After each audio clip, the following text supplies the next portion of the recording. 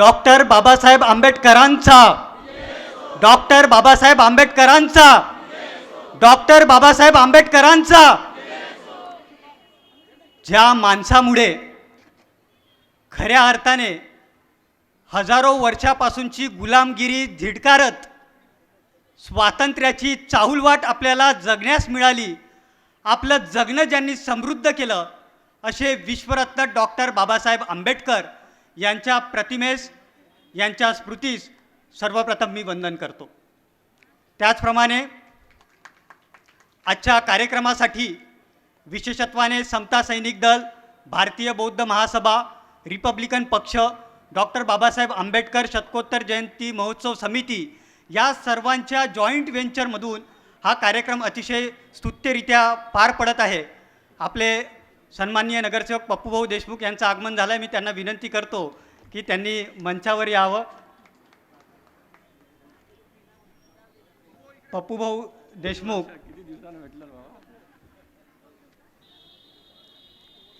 अतिशय अभ्यासू असा जनप्रतिनिधी चंद्रपूर येथील.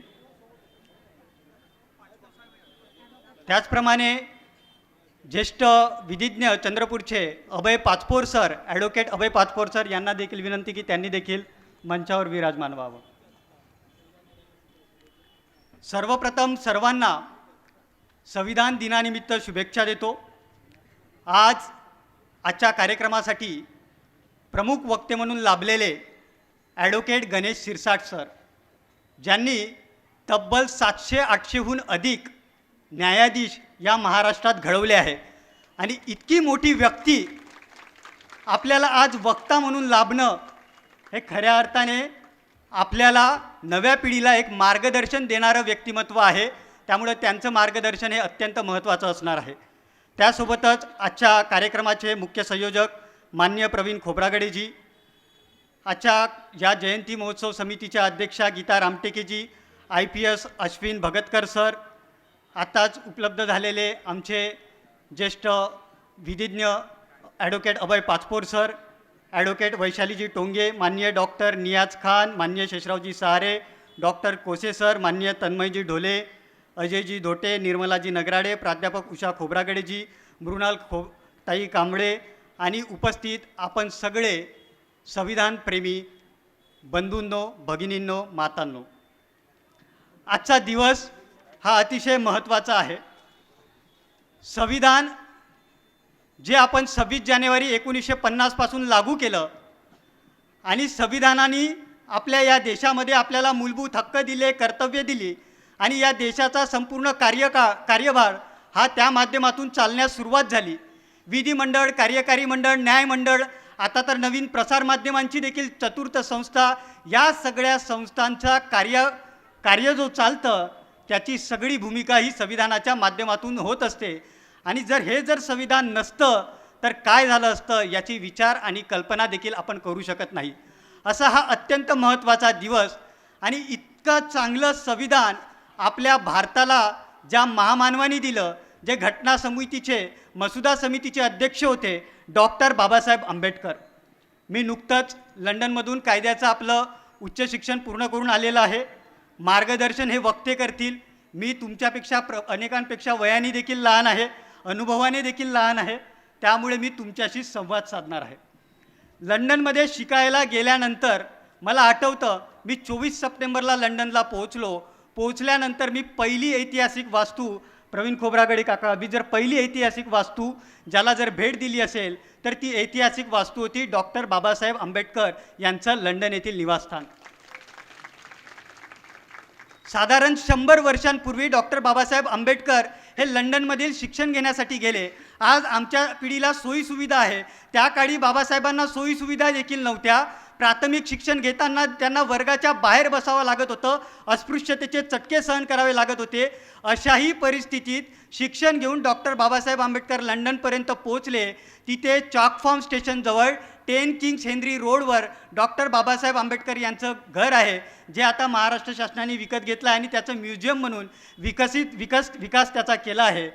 आणि त्या घरी मी पहिल्यांदा गेलो आणि गेल्यानंतर तो संपूर्ण परिसर बघत असताना बाबासाहेबांची बेडरूम असेल, अभ्यासिकेची खोली असेल, जिथे बाबासाहेबांनी प्रॉब्लेम ऑफ इंडियन रुपीज हा प्रबंध लिहिला, हा संपूर्ण परिसर बघत असताना माझ्या अंगावर देखील रोमांच उभा राहिला आणि त्या ऐतिहासिक क्षणाचे साक्षीदार मला देखील तिथं होता आलं.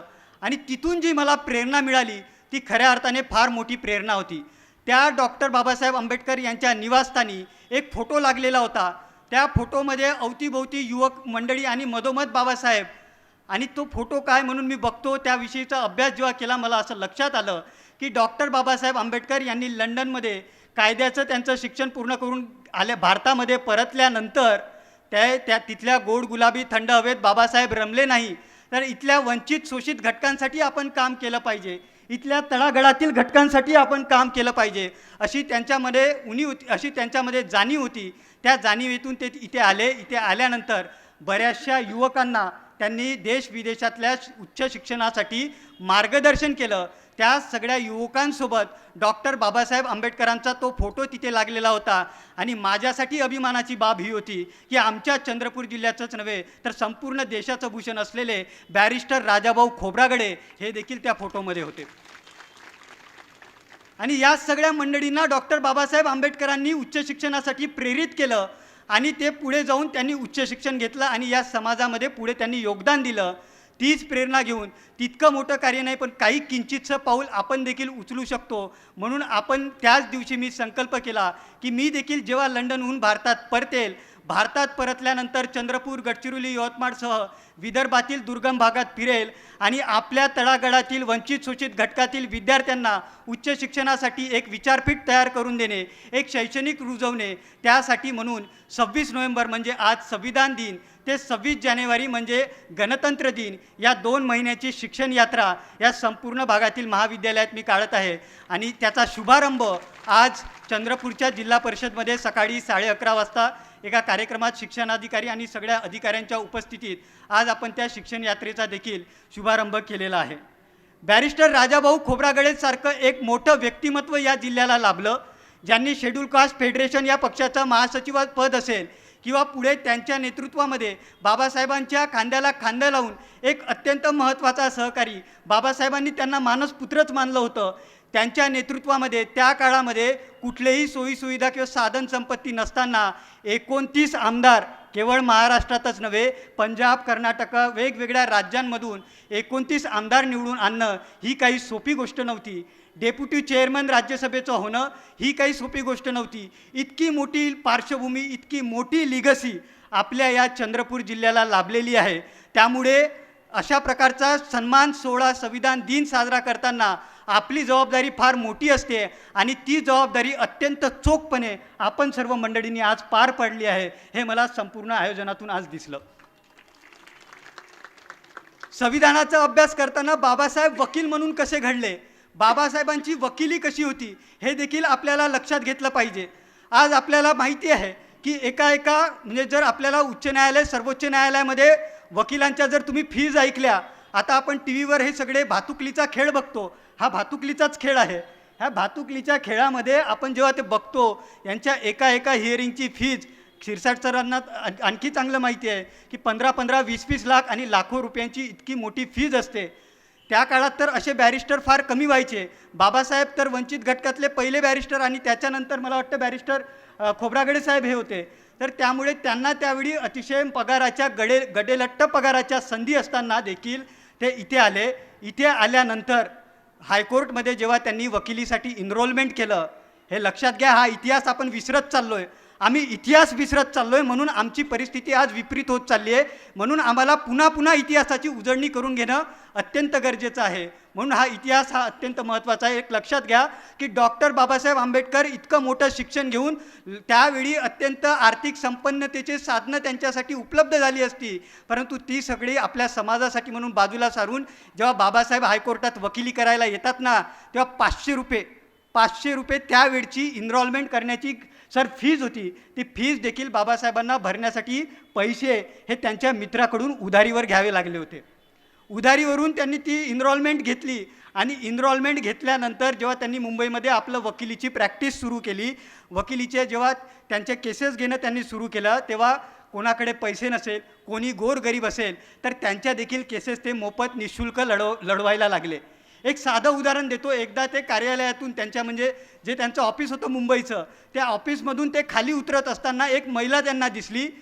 ती महिला अशी म्हणाली की माझे जे मिस्टर होते, माझे जे पती होते ते मरण पावले आहेत, ते नोकरीवर होते, शासनाच्या बेस्टच्या एका बसच्या नोकरीवर होते, परंतु माझ्याकडे आता त्यानंतर कुठलंही उपजीविकेचं साधन नाही, मला नोकरीचंही कुठलं साधन नाही आणि आर्थिक संपन्नता देखील माझ्याकडे नाही आणि मी तुमची फीस देखील देऊ शकत नाही. अशाही परिस्थिती त्या देखील महिलेची. एखादा व्यक्ती म्हटला असता मी बॅरिस्टर आहे, अशा लहान लहान केसेस मी कशाला लढू, परंतु असला कुठलाही आविर्भाव न ठेवता त्यांनी ती देखील केस घेतली आणि तिला देखील योग्य असा न्याय मिळवून दिला. जाती धर्मापलीकडे जाऊन देखील बाबासाहेबांनी काम केलं आहे, हे देखील आपण लक्षात घेतलं पाहिजे. रघुनाथ धोंडोजी कर्वे ज्यांनी समाज स्वास्थ्य नावाचं मासिक काढलं होतं आणि समाज स्वास्थ्य नावाचं मासिक ज्याच्यामध्ये आजच्या काळामध्ये ज्या विषयी आपण दबक्या आवाजामध्ये बोलतो त्या विषयांवर ते लिखाण करायचे. मग समलिंगी संभोग असेल, हस्तमैथून असेल, अशा सगळ्या विषयांवर त्या समाज स्वास्थ्य मासिकामध्ये लिखाण व्हायचं आणि ते वाचकांकडून काही प्रश्न मागायचे, त्याची उत्तरं देखील त्या मासिकामधून द्यायचे. याच्यामधून अश्लीलता पसरत आहे, याच्यातून अनैतिकता पसरत आहे, असा काही आरोप काही उच्चभ्रू लोकांनी केला आणि त्यांनी रघुनाथजी कर्वे यांच्यावर केस दाखल केली. ती केस दाखल केल्यानंतर त्या केसची वकिली कोणी केली असेल तर ती डॉक्टर बाबासाहेब आंबेडकरांनी केली आहे. तेव्हा त्यांनी कुठलाही जात धर्म पंथ पक्ष बाजूला सारला आणि हा विचार हा समतेचा विचार आहे आणि समतेचा विचार रुजवण्यासाठी म्हणून बाबासाहेबांनी ती केस हातात घेतली. ती केस आता आपल्याकडे एक फॅट काय, आता पाचपूर सर इथे आहे, आमच्या टोंगे आपल्याकडे फॅट काय, जो जिंकणारा असतो तो मोठा वकील, हारणारा वकील म्हणजे लहान वकील, असं काही नसतं. बाबासाहेब ती केस हरले, रघुनाथजी कर्वे यांची. बाबासाहेबांनी पोटतिडकीने समजावून सांगितलं, पण न्यायाधीश हा शेवटी माणूस असतो, त्यामुळे ती केस बाबासाहेब हरले. पण हरूनही बाबासाहेब ती केस कसे जिंकले तर आजही जेव्हा सेम सेक्स मॅरेज किंवा अशा वेगवेगळ्या विषयांवर सुप्रीम कोर्टामध्ये जेव्हा केस होते तेव्हा बाबासाहेबांच्या आर्ग्युमेंट्सचा दाखला न्यायाधीशांना आजही घ्यावा लागतो. तर ह्या गोष्टी आपल्याला लक्षात घेतल्या पाहिजे. आपल्या भागामध्ये आत्ता तुम्ही मी रॅलीमध्ये काही आदिवासींचं नृत्य देखील बघितलं, अतिशय चांगली बाब मला ती वाटली. आदिवासींचा जल जंगल जमिनीचा सत्याग्रह हा आपल्या भागात प्रचंड मोठा आहे. हा चंद्रपूर जिल्हा असेल, गडचिरोली जिल्हा असेल, हा आदिवासी बहुल जिल्हा आहे.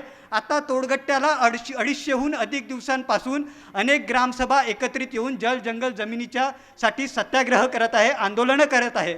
या जल जंगल जमिनीचा लढा बाबासाहेबांनी कसा लढला तर चिरनारमध्ये जे मुंबई आणि पनवेलचा जवळचा जो भाग आहे तिथे अनेक आदिवासी समुदायांवर अत्याचार झाले, अन्याय झाले. ब्रिटिश अधिकाऱ्यांनी त्यांना त्यांच्याच जमिनीवरून हुसकावून लावण्याचे प्रयत्न केले. त्यामध्ये आदिवासी समुदाय आणि काही ब्रिटिश अधिकारी यांच्यामध्ये लाठीचार झाला, मारामाऱ्या झाल्या, काही जण त्यात मृत्युमुखी पडले. बऱ्याच लोकांवर खुनाचे, चोरीचे अनेक आरोप झाले, केसेस दाखल झाल्या. त्या सगळ्या आदिवासी बांधवांकडे कुठला पैसा हो, त्या सगळ्या वंचित, शोषित, दुर्लक्षित घटकांची केस बाबासाहेबांनी लढली. त्यांना निर्दोष मुक्तता मिळवून देण्यासाठी बाबासाहेबांनी कसोशीने प्रयत्न केले आणि त्यांना देखील न्याय मिळवून दिला. मग महाडच्या चौदार तळ्याचा संघर्ष असेल, जिथे वर्षोनवर्ष अस्पृश्य समजल्या जाणाऱ्या घटकांना एका साध्या तळ्याचं पाणी देखील मिळत नव्हतं. आता एक महत्त्वाची बाब, येणाऱ्या काळात आपल्या चळवळीतल्या सर्व लोकांना यातून बाबासाहेबांकडून शिकायचं आहे. हे उदाहरण त्यासाठी महत्त्वाचं आहे. हे उदाहरण तुम्ही लक्षात घ्या. महाडच्या चौदार तळ्याचा संघर्ष करताना 25-30 हजार लोक घेऊन जो काही संघर्ष त्यावेळी तिथे झाला, त्या संघर्षासोबतच एका बाजूने रस्त्यावरचा संघर्ष, त्यातून सामाजिक जागरूकता आणि दुसऱ्या बाजूने न्यायालयामध्ये जाऊन बाबासाहेब कोर्टात केस लढतात आणि सर्वांसाठी पाण्याची ती द्वारं, चौदार तळ्याची द्वारं ही उघडी झाली पाहिजे. म्हणून सबक्लॉज 3 मध्ये असं म्हटलं आहे की ज्याप्रमाणे मूलभूत हक्कांच्या संवर्धनाचे अधिकार आपण सर्वोच्च न्यायालयाला दिले, अनुच्छेद 226 नुसार उच्च न्यायालयाला दिले, त्याचप्रमाणे जिल्हा पातळीवरच्या न्यायालयाला देखील अशा प्रकारचे काही अधिकार आपल्याला दिले पाहिजे. याचं कारण असं आहे की आमच्या जीवतीचा डोंगर कपारीतला माणूस दिल्लीमध्ये सर्वोच्च न्यायालयामध्ये केस करण्यापर्यंत ताकद त्याची पोहोचू शकेल का हो? नाही पोहोचू शकत. त्यामुळे जर त्याच्या मूलभूत हक्काचं जर उल्लंघन होत असेल, त्याला जर त्याचे फंडामेंटल राईट्स मिळत नसेल, तर त्याला चंद्रपूरच्या जिल्हा न्यायालयामध्ये देखील ज्याप्रमाणे रिट पिटिशन हायकोर्ट आणि सुप्रीम कोर्टात होतात त्याचप्रमाणे जिल्हा न्यायालयात देखील असे काही पॉवर डेलिगेट्स करण्याची आज खऱ्या अर्थाने नवीन गरज निर्माण झाली आहे आणि त्याची तशी तरतूद आर्टिकल 32 सबक्लॉज 3 मध्ये पूर्वीच बाबासाहेबांनी करून देखील ठेवलेली आहे. त्याच्या अंमलबजावणीची जबाबदारी नव्या पिढीच्या आपल्या चळवळीवर आहे. त्याचप्रमाणे सुप्रीम कोर्टाचं केवळ एकच बेंच आहे दिल्लीचं. मध्ये पूर आला, बेंच बंद, काही जजेसच्या संख्या कमी, असे अनेक प्रश्न आहे. त्या ज्याप्रमाणे हायकोर्टाचे वेगवेगळे बेंचेस असतात त्याप्रमाणे सुप्रीम कोर्टाचे देखील असे बेंचेस तयार करता येईल का, त्याची देखील संविधानात तरतूद केली गेली आहे. अशा प्रकारचे बेंचेस केले गेले पाहिजे आणि त्या दृष्टीने तरच खऱ्या अर्थाने न्याय मिळेल. कारण न्यायाची दारं लोकांच्या जवळ पोहोचली पाहिजे, त्याशिवाय न्याय खऱ्या अर्थाने सामान्य घटकांना, तळागाळातल्या घटकांना मिळणार नाही, हे आपल्याला लक्षात घेतलं पाहिजे. आणि ही आपल्या नव्या पिढीची गरज आहे आणि नव्या पिढीने हे मुद्दे आता उचलणं प्रकर्षाने याची गरज मला वाटते. बाबासाहेब आंबेडकर जेव्हा म्हणतात की कामगारांचे कामाचे तास हे 12हून 8 झाले पाहिजे, त्यांना सुरक्षेचे साधनं मिळाले पाहिजे. या देशात मतदानाचा अधिकार, मग हा कुणीही व्यक्ती असो, टाटा, बिर्ला, अंबानी असू द्या किंवा तुमच्या आमच्यासारखे सर्वसामान्य माणसं असू द्या, सर्वांच्या मताचा अधिकार. भगतकर साहेब, आपण IPS झालात, तुमच्या मतदानाचा अधिकार असो की आमच्यासारख्या सर्वसामान्य लोकांच्या मतदानाचा अधिकार असो, हा केवळ आणि केवळ एकच असेल.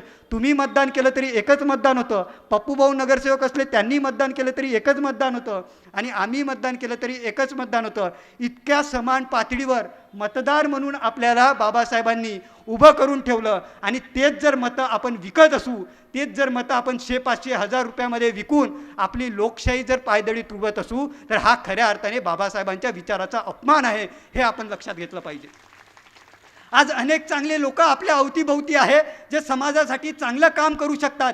रिपब्लिकन पक्षाने इतकी मोठी चांगली चळवळ उभारली, अनेक लोकांना उभं केलं, परंतु केवळ आणि केवळ आर्थिक साधनं आणि ह्या सगळ्या कारणांमुळे अनेक गोष्टींमध्ये आज आपल्याला मागे पुढे बघावं लागतं. आपल्या भागात अनेक अशा छोट्या मोठ्या चळवळी कार्यरत आहेत, परंतु आर्थिक संपन्नता नाही, मतदारांमध्ये ती जागरूकता राहिलेली नाही. या सगळ्या कारणांमुळे आपल्याला आजच्या संविधान दिनी इथे किमान उपस्थित सगळ्यांनी हा संकल्प केला पाहिजे की आम्ही कोणत्याही प्रलोभनांना बळी न पडता येणाऱ्या काळामध्ये आम्ही आमचं मताचा जो अधिकार आहे, जो बाबासाहेबांनी सर्वांना एक अधिकार दिला आहे, त्या अधिकाराचं योग्य असं जतन आणि रक्षण करू. बाबासाहेबांनी प्रत्येक विवाहितेला घटस्फोटाचा अधिकार असला पाहिजे असं म्हटलं. हिंदू कायद्यांमध्ये देखील सुधारणा घडवून आणल्या. अनेकदा असं म्हणतात की बाबासाहेबांनी हिंदू समाजासाठी काय केलं किंवा OBC समाजासाठी काय केलं किंवा इतर समाजासाठी काय केलं, त्यांचा कुठेतरी अभ्यास कमी पडतो असं मला वाटतं. माझं आडनाव चटप आहे, त्यामुळे माझं काय कुठलं बॅकग्राऊंड, जात काय हे तुम्हाला सांगण्याची गरज नाही. जेव्हा चटप आडनावाचा व्यक्ती असं म्हणतो की मला माझ्या शिक्षणाची प्रेरणा, मी जर जिल्हा परिषद उच्च प्राथमिक शाळा लखमापूर ते सोयास युनिव्हर्सिटी लंडन 7 समुद्रापार प्रवास करू शकत असेल, त्याच्या मागची प्रेरणा, त्याच्या मागचं बळ जर बाबासाहेब आहे, तर याहून मोठं काय हवं. बाबासाहेबांनी इतकं मोठं योगदान सर्व समाज घटकांसाठी दिलं. महिलांना, मग कुठल्याही जाती धर्मातल्या असू द्या, हिंदू धर्मातल्या महिलांना देखील घटस्फोटाचा अधिकार हा बाबासाहेबांनी मिळवून दिला. आणि ह्या सगळ्या जाती धर्माच्या पलीकडे जाऊन संविधानाची हक्क, अधिकार बाबासाहेबांनी आपल्या सगळ्यांना मिळवून दिली. त्यामुळे सर्वव्यापी कसे बाबासाहेब आहे हे आपल्याला लक्षात घेतलं पाहिजे. बाबासाहेब हे कुठल्या एका संकुचित जाती धर्मापुरते मर्यादित नाही, हे सगळ्या जाती धर्मांचे आहे, हे देखील आपल्याला लक्षात घेतले पाहिजे. आणि राष्ट्रीय एकात्मतेच्या दृष्टीने, एक व्यापकतेच्या दृष्टीने सर्वव्यापी भूमिका घेणारे डॉक्टर बाबासाहेब, याची मांडणी येणाऱ्या काळात आपल्या सगळ्यांना करण्याची गरज आहे. इतकंच नव्हे तर तुम्हाला माहिती असेल की बाबासाहेबांना जिल्हा न्यायाधीश होण्याची ऑफर होती. आता न्यायाधीश भैसारे आले नाहीत, ते आमचे मित्र आहेत, त्यांनी देखील या कार्यक्रमाला शुभेच्छा कळवल्या. त्यांच्या भावाचं लग्न झालं आणि त्यांचं आता उद्या रिसेप्शन आहे, त्यामुळे घरगुती काही कारणांमुळे ते येऊ शकले नाही. परंतु त्यांना देखील हा सगळं राजेशचे ते मित्र आहे, राजेश खोब्रागडेचे, त्याच्यामुळे त्यांना देखील ह्या सगळ्या कामाची माहिती आहे. त्यांनी देखील ह्या कार्यक्रमासाठी शुभेच्छा कळवल्या आहे. तर जिल्हा न्यायाधीश ते झाले. तर ज्याप्रमाणे बाबासाहेबांना देखील जिल्हा न्यायाधीश पदाची ऑफर होती, बाबासाहेबांना देखील केवळ जिल्हा न्यायाधीश नाही तर उच्च न्यायालयाचे देखील न्यायाधीश व्हा, न्यायमूर्ती व्हा म्हणून ऑफर होती. त्यावेळी आपल्याकडे हैदराबादचं निजामचं स्टेट होतं, आपल्यापैकी अनेकांना माहिती असेल. त्या निजामच्या स्टेटमध्ये बाबासाहेबांना सरन्यायाधीश व्हा अशी देखील ऑफर होती. परंतु ह्या सगळ्या ऑफर धुडकावून मला माझ्या वंचित शोषित घटकांसाठी काम करायचं आहे, मग शिक्षणाचं काम असेल, विधिविषयक काम असेल, धोरणात्मक काम असेल, इतका मोठा त्याग करून त्या माणसांनी समर्पण केलं आणि त्यांच्याच पावलावर पाऊल ठेवून बॅरिस्टर खोब्रागडे साहेबांनी देखील कार्य केलं. म्हणूनच नागपूरच्या धम्मदीक्षेनंतर सगळ्यात मोठी धम्मदीक्षा, लाखो लोकांची धम्मदीक्षा बाबासाहेबांच्या उपस्थितीत केवळ आणि केवळ नागपूरनंतर चंद्रपुरात झाली. हा इतका मोठा गौरवशाली इतिहास, इतकी मोठी पार्श्वभूमी या भागाला असताना खऱ्या अर्थाने संविधान जपण्याची जर जबाबदारी कोणाची असेल तर सर्वप्रथम ती जबाबदारी आपली आहे, तुमची आहे, माझी आहे आणि ही सगळी सामूहिक आपली जबाबदारी आहे, हे आपल्याला लक्षात घेतलं पाहिजे. आणि जाता जाता फक्त एवढंच म्हणेल की आजच्या या काळामध्ये आपण निराश होऊ नका, उदास होऊ नका. आपल्याला आता एकजुटीने लढायचं आहे, विचारांसाठी लढायचं आहे आणि विचारांसाठी लढत असताना संविधान हाच आपला सर्वश्रेष्ठ ग्रंथ आहे आणि तोच सर्वश्रेष्ठ ग्रंथ डोळ्यासमोर ठेवून आपल्याला लढायचं आहे. आणि संविधानाचे विचार हे केवळ कागदापुरते मर्यादित न राहता जनसामान्यांपर्यंत पोहोचले पाहिजे, यासाठी आपल्याला काम करायचं आहे. म्हणून मग एक कवी असं म्हणतो की आपल्याच दुःखावर असं रुसून कसं चालेल, की इतके वर्ष झाले, इतके संविधान तयार होऊन मात्र अजूनही अनेक लोकांना हक्क, अधिकार, कर्तव्य मिळू शकत नाही आहे, म्हणून रुसून चालणार नाही. म्हणून एक कवी असं म्हणतो की आपल्याच दुःखावर असं रुसून कसं चालेल, आता उठलंच पाहिजे असं बसून कसं चालेल, पक्की ठेव कुणगाठच तुझी असू दे मानताठ, मेंढराच्या कडपात असं घुसून कसं चालेल, आता उठलंच पाहिजे, आता उठलंच पाहिजे, आता उठलंच पाहिजे. सर्वांना पुनश्च एकदा संविधान सन्मान दिनाच्या शुभेच्छा देतो. महिलांचं मला विशेषत्वाने कौतुक वाटतं की या सगळ्या संचलनामध्ये, रॅलीमध्ये महिलांनी विशेषत्वाने पुढाकार घेतला होता. आणि महिला ह्या खऱ्या अर्थाने, पुरुष आपण एक कुटुंब पुढे नेत असू तर महिला या दोन कुटुंबाच्या सारथी असतात. महिला जर सुशिक्षित झाल्या, महिला जर शिक्षणातून पुढे आल्या तर दोन कुटुंबच नव्हे तर पर्यायाने दोन पिढ्या आणि समाज देखील घडवत असतात. आणि येणाऱ्या काळात तुमच्यावर देखील फार मोठी जबाबदारी आहे. जो बाबासाहेबांनी शिक्षणाचा आपल्याला संदेश दिला तो संदेश आपल्याला पुढे घेऊन जायचा आहे. इतकंच या प्रसंगी सांगतो आणि तुम्ही माझं मनोगत संवाद ऐकून घेतला त्याबद्दल तुमचं पुनश्च एकदा आभार मानतो. प्रवीणजी खोब्रागडे असतील, राजेशजी खोब्रागडे असतील आणि सगळ्या मंडळींनी जो आज माझा सन्मान केला, प्रतिकभाऊ असतील, या गीताताई असतील, या सगळ्यांचे आभार व्यक्त करतो आणि मी इथेच थांबतो. जय हिंद, जय भीम. भारतीय संविधानाचे जनक, विश्वरत्न महामानव डॉक्टर बाबासाहेब आंबेडकर यांना वंदन करतो. आजच्या आपल्या कार्यक्रमाचे मुख्य संयोजक आदरणीय प्रवीण खोब्रागडे सर, अध्यक्षा गीता रामटेके मॅडम, आमचे सहकारी दीपक चटप, राजेश खोब्रागडे आणि उपस्थित आपण सर्व माता भगिनींनो, आज आपल्याला जो विषय दिलेला आहे, आज आपण ज्या विषयाची चर्चा करणार आहोत ते संविधानिक मूल्य आणि वर्तमान भारत. 15 ऑगस्ट 1947ला देश स्वतंत्र झाला आणि एक लढा संपला, स्वातंत्र्याचा लढा संपला होता, पण एक नवीन लढा सुरू होणार होता. तो म्हणजे 565 राजे राजवाडे एकत्र करून बनवलेला हा देश एकत्र कसा ठेवायचा, एक संघ कसा ठेवायचा, लोकशाही टिकवून कशी ठेवायची. ब्रिटिश जाता जाता किती देश स्वातंत्र्य करून गेले हा प्रश्नच होता. ब्रिटिशांनी जाता जाता सांगितलं भारत पाकिस्तान हे दोन देश स्वातंत्र्य आणि सर्व राजे महाराजे, राजे रजवाडे स्वातंत्र्य. ज्या राजे महाराजांना भारतात स्वाधीन व्हायचे त्यांनी भारतात जा, ज्यांना पाकिस्तानमध्ये स्वाधीन व्हायचे त्यांनी पाकिस्तानमध्ये जा, आणि ज्या राजे महाराजांना स्वतंत्र देश म्हणून राहायचे त्यांनी स्वतंत्र देश म्हणून राहा. आजच्या आपल्या भारतामध्ये 565 छोटे मोठे राजे रजवाडे एकत्र आलेले आहेत. ह्या 565 छोटे मोठे राजे रजवाडे एकत्र करून बनवलेला हा देश, काही पाश्चात्य पॉलिटिकल थिंकर्स, राजकीय तत्वज्ञ, राज्यशास्त्राचे अभ्यासक यांनी भारत स्वतंत्र झाल्यानंतर स्वतःला, जगाला आणि भारतीयांना एक प्रश्न विचारला होता.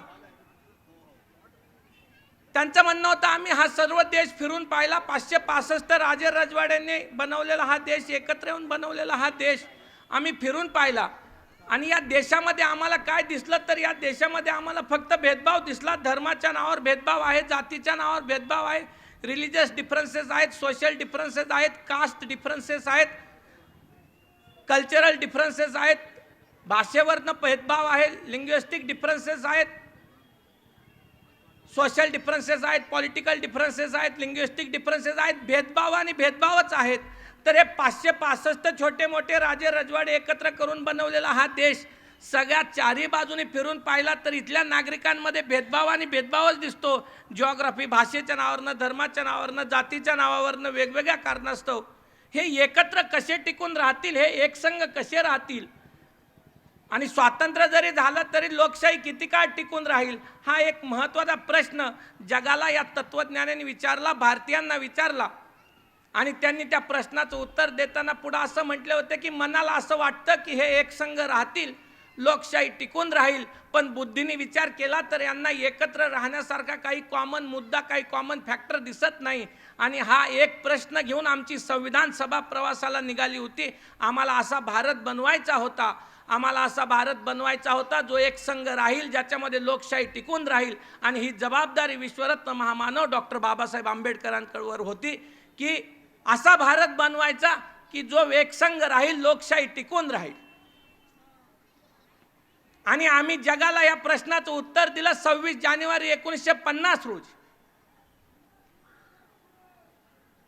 एक प्रश्न नेहमी विचारला जातो की आपल्या देशात सर्वात सुप्रीम कोण, सर्वात सर्वोच्च कोण? पार्लमेंट इज नॉट सुप्रीम, संसद सुप्रीम नाही, सुप्रीम कोर्ट सर्वोच्च न्यायालय सुप्रीम नाही, पंतप्रधान सुप्रीम नाही, राष्ट्रपती सुप्रीम नाही. या देशामध्ये जर सर्वोच्च काही असेल, सुप्रीम काही असेल तर फक्त आणि फक्त या देशाचं संविधान आहे. Constitution of India is the supreme authority, it is the law of the land. एखाद्याला प्रश्न पडेल की सुप्रीम संविधान सुप्रीम कसं, सर्वोच्च कसं? या देशामध्ये संसद असावी संविधान सांगतं, लोकसभा असावी संविधान सांगतं, राज्यसभा असावी संविधान सांगतं, पंतप्रधान असावेत, मंत्रिमंडळ असावे संविधान सांगतं, राष्ट्रपती असावेत संविधान सांगतं, सर्वोच्च न्यायालय असावं संविधान सांगतं, राज्य असावेत संविधान सांगतं, विधानसभा विधान परिषद असावी संविधान सांगतं, मुख्यमंत्री मंत्रिमंडळ असावे संविधान सांगतं, गव्हर्नर राज्यपाल असावे संविधान सांगतं, हायकोर्ट असावं, सर्वोच्च न्यायालय उच्च न्यायालय असावं संविधान सांगतं. यांना जन्माला संविधानाने घातलं, यांचा जन्मदाता संविधान आहे. जन्म देणारा मोठा असतो, घेणारा नाही. तुमचं अस्तित्व संविधानामुळे आहे. No one has power to alter or destroy the basic structure of the constitution. देशातली कोणती संस्था असो, देशातली व्यक्ती असो किंवा कोणती संस्था असो, कुणालाही संविधानाच्या मूलभूत चौकटीच्या बाहेर जाऊन काम करण्याची परमिशन नाही. आणि या देशामध्ये कुणीही संविधानाची मूलभूत चौकट तोडू शकत नाही. आमचं संविधान तुमचा जन्मदाता आहे. संविधानामुळे तुम्ही आहात. संविधानामुळे every organ, every institution, constitution is the creator. जन्मदाता आहे संविधान. आणि एक नियम सांगतो निसर्गाचा, जन्म देणारा मोठा असतो, घेणारा नाही. इतिहास साक्षी आहे. 1940 ते 50 मध्ये जे देश स्वातंत्र्य झाले त्या देशामध्ये एकदा तरी लोकशाही उलथून पडली आणि डिक्टेटरशिप आली.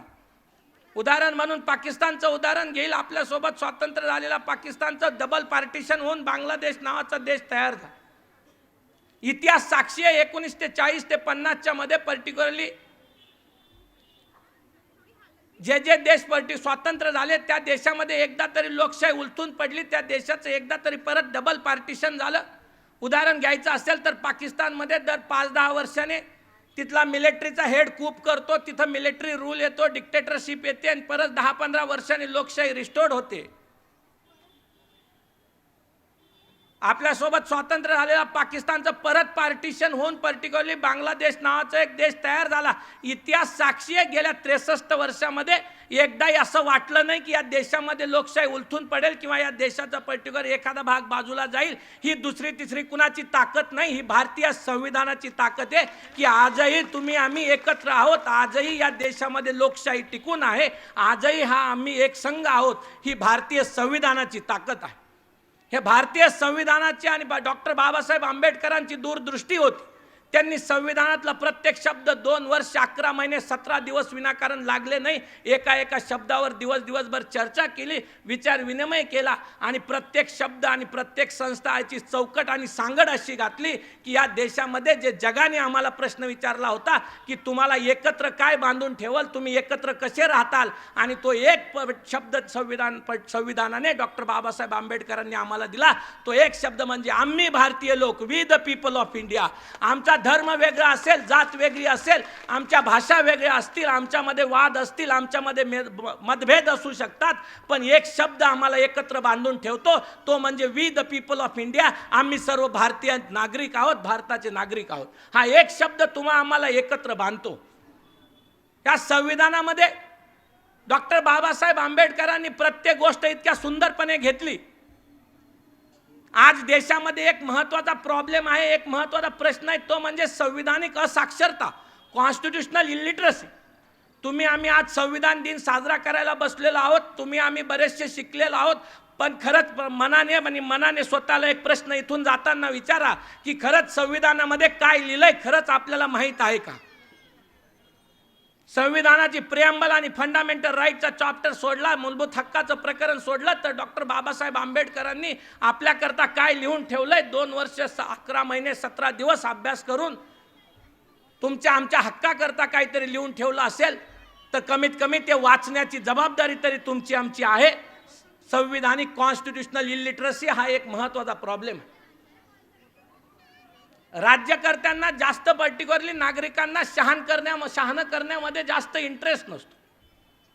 इतिहासात जर डोकावून पाहिलं तर स्वातंत्र्याच्या लढ्यामध्ये सगळ्यात जास्त वकील होते.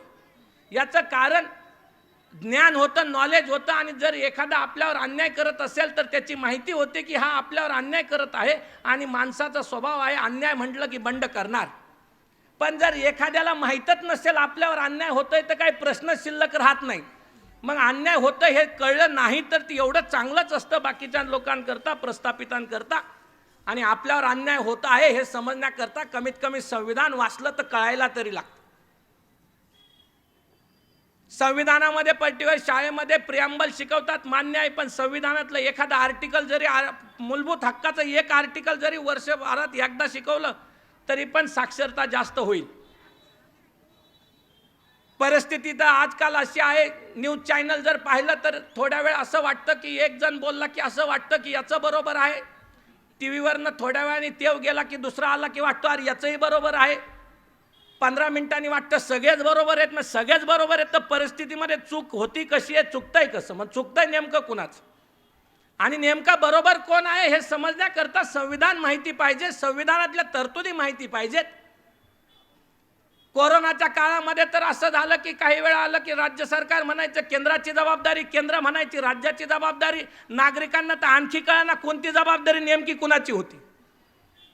आमच्या महामानवाने हे 1950 साली लिहून ठेवलं संविधानामध्ये की राज्याची कोणती जबाबदारी आणि केंद्राची कोणती जबाबदारी, कुणी कोणत्या गोष्टी करायच्या.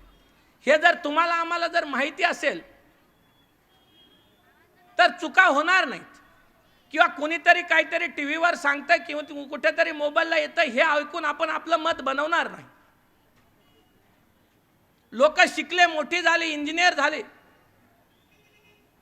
आजही वेगवेगळ्या ठिकाणी गेल्यानंतर पहिला एक प्रश्न विचारतो, चांगल्या चांगल्या ठिकाणी गेले, डॉक्टर झाले लोक, इंजिनियर झाले, कुठे लेक्चरला गेलो संविधानाविषयी तर पहिला प्रश्न विचारतो की देशात सर्वोच्च कोण, सुप्रीम कोण. 70% लोक आजही चुकतात. कुणी म्हणते संसद सुप्रीम, कुणी म्हणते सुप्रीम कोर्ट सुप्रीम, कुणी म्हणते पंतप्रधान सुप्रीम, कुणी म्हणते राष्ट्रपती सुप्रीम.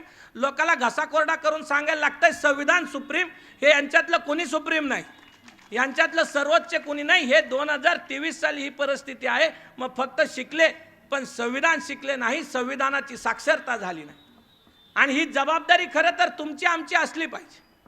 ही जबाबदारी तर प्रत्येक नागरिकाची आहे, प्रत्येक व्यक्तीची आहे की फक्त स्वतःपुरतं संविधान न शिकता संविधानातल्या तरतुदीचा अवेअरनेस साक्षरता झाली पाहिजे. प्रत्येक व्यक्तीला संविधानातल्या तरतुदी समजल्या पाहिजे. ही तुमची आमची जबाबदारी आहे. या संविधानामध्ये वेगवेगळे हक्क तुम्हाला आम्हाला दिले, पण काही गोष्टी प्रकर्षाने जाणवतात.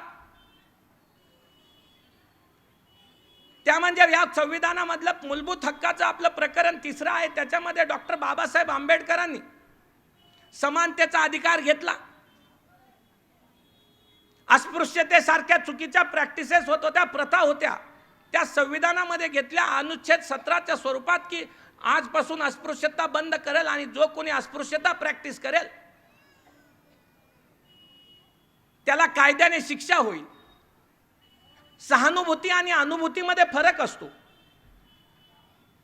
संविधान सभेमध्ये मसुदा समितीमध्ये जे बाकीचे मेंबर्स होते, सदस्य होते, त्यांना अस्पृश्यतेविषयी सहानुभूती होती. सहानुभूती आणि अनुभूतीमध्ये फरक असतो. तुम्ही आम्ही एक सोबत रस्त्याने चाललो तर एखाद्या मित्राला ठेच लागली आणि त्याच्या पायातून रक्त निघायला लागलं तर त्याला त्रास होतोय, आपल्याला वाईट वाटतं, ही सहानुभूती आहे. अरे त्रास होत असेल, पण ज्याला ठेच लागली त्याच्या पायातून रक्त निघतंय त्याला अनुभूती असते की ठेच लागल्यावर रक्त निघल्यावर त्रास कसा होतो. संविधान सभेमधल्या आणि मसुदा समितीच्या बाकीच्या सदस्यांना अस्पृश्यतेची सहानुभूती होती की चुकीचं झालंय. डॉक्टर बाबासाहेब आंबेडकरांना त्याची अनुभूती होती. त्यांना माहिती होतं की ही प्रथा किती चुकीची आहे आणि नुकसान किती करतंय, म्हणून त्यांनी संविधानामध्ये ती तरतूद घेतली. त्या संविधानामध्ये त्यांनी सांगितलं की अस्पृश्यता आजपासून बंद, आणि जो कोणी अस्पृश्यता प्रॅक्टिस करेल त्याला कायद्याने गुन्हा. समाज जसा बदलत जातो तसे अस्पृश्यतेचे प्रकार बदलतात. त्या काळी जाती आणि धर्माच्या नावावर मंदिरामध्ये प्रवेश दिला जात नव्हता. आता काही वेळा म्हटलं जातं की ही महिला आहे तर महिलांना मंदिरात प्रवेश नाही. हे एक नवीन प्रकार आहे अस्पृश्यतेचाच. त्या काळी जातीच्या नावावर एखाद्या व्यक्तीला एखाद्या ठिकाणी घर घेऊ देत नव्हते, घर घेतलं तर राहायला देत नव्हते. आजकाल शहरी भागात नवीनच फ्लॅट निघालं की शाकाहारी सोसायटी आणि मांसाहारी व्हेजिटेरियन आहे का तर इथं फ्लॅट घे, नाही तर नाही. हे नवीन प्रकार सुरू झाले. राज्यकर्त्यांनी याच्यामध्ये लक्ष घातलं पाहिजे, नाही तर एक अस्पृश्यता बंद करायला वर्षानुवर्ष पिढ्यानी पिढ्या गेल्या. हे जर आत्ता तुम्ही नवीन सुरू केला तर हे जर पुढचे जनरेशन हे फॉलो करायला लागले तर परत भांडत बसायचं का आता हे नवीन सुरू झालंय तर नवीन बंद कर. ज्या त्या गोष्टी ज्या त्या ठिकाणी लगेचच त्याच्यावर काहीतरी तरतुदी करणं कायदे मंडळाची राज्यकर्त्यांची जबाबदारी असते. आणि कायदे मंडळ राज्यकर्ते तेव्हाच कायदा बनवतात तेव्हा लोक त्याच्या मागे लागतात की हे बनवा. ते होऊन काय मनाने जास्त काय त्रास करून घेत नाहीत. आणि लोक मागे लागण्याकरता लोकाला पहिल्यांदा माहिती लागतं की अरे असं असं होऊ राहिलंय, आणि ती माहिती होण्याकरता संविधानच माहिती लागतं, त्याशिवाय कळतच नाही काय चाललंय. आमच्याकडे कायद्यामध्ये एक तत्व आम्ही नेहमी शिकवतो की जे मनाला माहीत नसतं ते डोळ्याला कधी दिसत नाही. जर मनाला माहीतच नाही ना काय चाललंय तर डोळ्याला कधी दिसतच नाही काय चाललंय. आणि मग हे सुद्धा एक नवीन प्रकारचे पर्टिक्युलरली अनटचबिलिटीचे प्रकारच आहेत. मॉडर्न फॉर्म ऑफ अनटचबिलिटी म्हणू शकतो, जी आजच्या वर्तमान भारतात काळाची गरज आहे की राज्यकर्त्याने त्याच्याविषयी तात्काळ काहीतरी कायदे केले पाहिजेत. ह्या प्रथा, ह्या चुकीच्या सुरू होणाऱ्या प्रथा बंद केल्या पाहिजे. शिक्षणाचा अधिकार आहे. शिका, संघटित व्हा आणि संघर्ष. डॉक्टर बाबासाहेब आंबेडकर विश्वरत्न महामानव सर्वांचे होते. त्यांना एखाद्या जाती धर्माच्या बंधनात बांधून चालणार नाही. त्यांनी संविधान 140 कोटी भारतीयांकरता लिहिलं आणि 140 कोटी भारतीय नजरेसमोर ठेवून पर्टिक्युलरली एक एक तरतूद बनवली. असं होत असताना ज्यावेळेस ते असं म्हणतात की शिका, संघटित व्हा आणि संघर्ष करा, आजच्या या कार्यक्रमामध्ये मी पत्रिका पाहत असताना एक गोष्ट मला खूप प्रकर्षाने जाणवली की इतक्या मोठ्या वेगवेगळ्या तुमच्या संघटना असून तुम्ही एकत्र येऊन हा कार्यक्रम साजरा करतायत. खऱ्या अर्थाने हे एका प्रकारे डॉक्टर बाबासाहेब आंबेडकरांना मोठं वंदन म्हटलं पाहिजे. कारण संघटित होणंही काळाची गरजच असते. शिक्षण हा तुमचा आमचा मूलभूत हक्क आहे. संविधानाने दिला,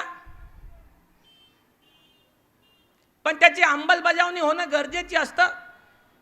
अंमलबजावणी पण चालू आहे, पण तुम्हाला आम्हाला माहिती तरी पाहिजे की अंमलबजावणी कुठे होते आणि जर एखाद्या हक्काचं उल्लंघन झालं तर कुठे जायचं असतं आणि पर्टिक्युलरली मागायचं काय असतं. त्यामुळे कधी कधी संघर्षही करायला लागतो, तो कायद्याच्या माध्यमातून करायला लागतो. जेव्हा जेव्हा आरक्षणाचा मुद्दा येतो, संविधान सभेमध्ये डॉक्टर बाबासाहेब आंबेडकरांचं भाषण आठवतं. संविधानाच्या अनुच्छेद 16 मध्ये ज्यावेळेस तरतूद घेण्यात आली होती की आता आरक्षण पर्टिक्युलरली कसं द्यायचं, तर ती तरतूद ओरिजिनल अशी होती की nothing in this article shall prevent the state from making any special provisions of reservation in favour of any classes of citizen. क्या संविधानाच्या अनुच्छेद 16 मध्ये काही म्हटलं असेल तरी स्टेट राज्य आरक्षण देऊ शकतं. एनी क्लासेस ऑफ सिटीजन असा शब्द होता, any classes of citizen. Doctor Babasaheb Ambedkar उठले आणि त्यांनी सांगितलं एनी आणि क्लासेस ऑफ सिटीजन याच्यामध्ये बॅकवर्ड शब्द टाका, मागासवर्गीय वर्ग करा, मागासवर्गीय बॅकवर्ड शब्द टाका. मग संविधान सभेतले काही सदस्य म्हटले, डॉक्टर बाबासाहेब आंबेडकर म्हणाले कारण तुम्ही असं जर म्हटलात एनी क्लासेस ऑफ सिटीजन तर गव्हर्नमेंट पर्टिक्युलरली कुणालाही रिझर्वेशन देईल. रिझर्वेशन जे पाठीमागे राहिले त्यांना थोडं पुश करण्याकरता असतं. रिझर्वेशनची तरतूद काय असते, आरक्षणाचा मुद्दा काय असतो. 26 जानेवारी 1950 रोजी आमचं संविधान अंमलात आलं. आमच्या संविधानाने मूलभूत हक्क दिले, समानतेचा अधिकार दिला. मग आपण सर्व भारतीयांना सांगितलं की आजपासून सर्व समान, उद्या आजपासून कुणासोबत भेदभाव होणार नाही, ना जातीच्या नावावर होईल ना धर्माच्या नावावर होईल. सगळे भारतीय म्हटले आनंद आहे. पण 26 जानेवारी 1950ला आमच्या समाजाची परिस्थिती काय होती हेही समजून घेणं गरजेचं आहे. 26 जानेवारी 1950 म्हणजे एक झिरो लाईन धरून चाला, स्टार्टिंग पॉईंट, झिरो पॉईंटवर उभे आहोत आपण, एका नवीन प्रवासाला निघालो. पण 26 जानेवारी 1950 रोजी काही लोक आमच्या समाजामध्ये पुढे निघून गेलेले होते, ज्यांना शिक्षणाच्या संधी होत्या, सरकारी नोकऱ्यांमध्ये संधी होत्या. असं धरून चाला, झिरो लाईन पासून ते 5 किलोमीटर पुढे जाऊन थांबले होते. आणि आमच्या 26 जानेवारी 1950 मध्ये आमच्या समाजाकडे पाहिलं, देशाकडे पाहिलं तर काही मंडळी अशी होती ज्यांना शिक्षणाच्या संधी नव्हत्या, समाजाच्या मुख्य प्रवाहामध्ये स्थान नव्हतं. शिक्षणाच्या संधी किंवा समाजाचा मुख्य प्रवाह सोडा, मंदिरामध्ये जाण्याचे अधिकार नव्हते, पाणी भरण्याचे अधिकार नव्हते, अस्पृश्यतेसारख्या प्रॅक्टिसेस होत्या. त्या झिरो लाईनच्या पाठीमागे 5 किलोमीटर उभे होते. म्हणजे काही समाज 5 किलोमीटर पुढे जाऊन उभा आहे, मध्ये झिरो लाईन आहे, काही समाज 5 किलोमीटर पाठीमागे आहे. आणि आता आपण झिरो लाईनवर उभा राहून दोघांना ओरडून सांगतो आता आजपासून भेदभाव होणार नाही, दोघं सारखेच. सगळे म्हणले आनंद आहे. म्हणे आता एक नवीन प्रवास सुरू करायचा आहे, नवीन शर्यत सुरू करायची, म्हणे हरकत नाही. म्हणे शर्यत कुठपर्यंत, म्हणे झिरो लाईन पासून 10 किलोमीटर शर्यत, की झिरो लाईन पासून 10 किलोमीटर संपेपर्यंत पळायचं आहे. म्हणे हरकत नाही, सगळे पळायला तयार आहे, म्हणे सगळे पळणार. आता प्रॉब्लेम हा आहे की जे पुढे 5 किलोमीटर गेले तोपर्यंत डायरेक्ट इनडायरेक्ट त्या प्रश्नाला वाचा फुटत नाही आणि त्या प्रश्नावर राज्यकर्ते सिरियसली विचार करत नाही. कोणत्याही मुद्द्यावर पब्लिक ओपिनियन क्रिएट होणं गरजेचं असतं, लोकांचं मत तयार होणं गरजेचं असतं. आणि मत, एखाद्याला तुम्हाला मत देण्याचा अधिकार आहे. आपल्या संविधानामध्ये एक प्रश्न आहे, एक अधिकार आहे, अभिव्यक्ती स्वातंत्र्य, ज्याला तुम्ही आम्ही म्हणतो. तर त्या अभिव्यक्ती स्वातंत्र्यामध्ये एक महत्त्वाची केस निर्माण झाली होती की माहितीचा अधिकार हा आमचा मूलभूत अधिकार आहे.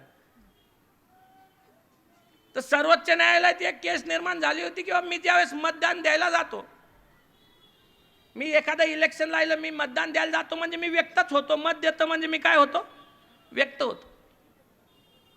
आणि तुम्हाला आम्हाला जर एखाद्या विषयावर मत मांडायचं असेल, व्यक्त व्हायचं असेल, तुम्हाला आम्हाला एखाद्या विषयावर जर व्यक्त व्हायचं असेल, मत मांडायचं असेल, तर सगळ्यात अगोदर काय लागतं,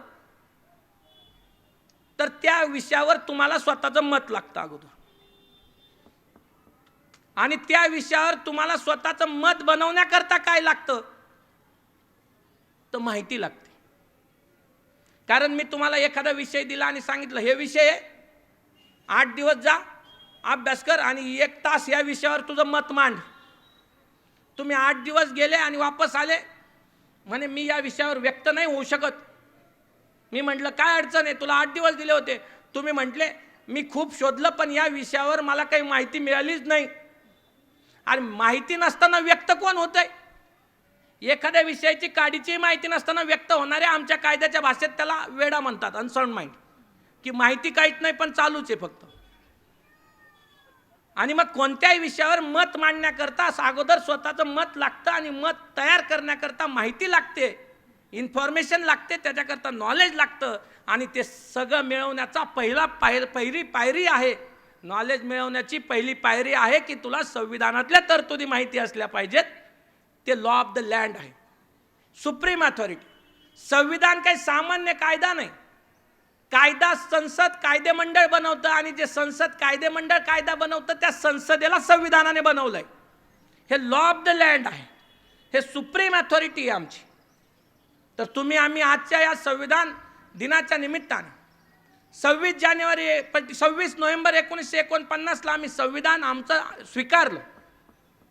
आमच्या संविधानाची प्रेम्बल सांगते, we the people of India having solemnly resolve to constitute India into sovereign socialist secular democratic republic and to secure all its citizens justice, social, economic, political, liberty of thought, expression, faith, belief and worship, equality of status and opportunity, and to promote among them all fraternity, assuring the dignity of individual and unity and integrity of nations.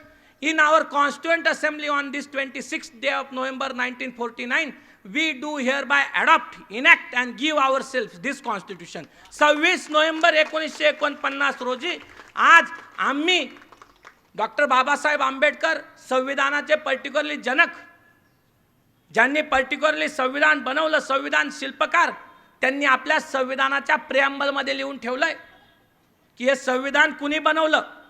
तर doctor Babasaheb Ambedkar असं म्हणतात, we the people of India. हे आम्ही सर्व भारतीयांनी मिळून बनवलं, we the people of India.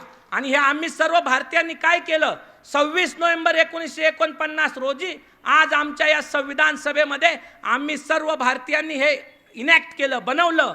आम्ही सर्व भारतीयांनी हे स्वीकारलं, ॲडॉप्ट केलं आणि आम्ही सर्व भारतीयांनी गिव्ह आवर सेल्फ, आम्हीच आम्हाला अर्पण केलं. आणि हा 26 नोव्हेंबर ज्या दिवशी आम्ही संविधान स्वीकारलं, तो दिवस आम्ही संविधान दिन म्हणून साजरा करतो. ह्या संविधान दिनाच्या दिवशी आज एक संकल्प करूयात की जेवढं शक्य होईल तेवढं संविधानिक साक्षरतेवर आम्ही भर देऊयात. संविधानिक साक्षरता करण्याचा प्रयत्न करूयात.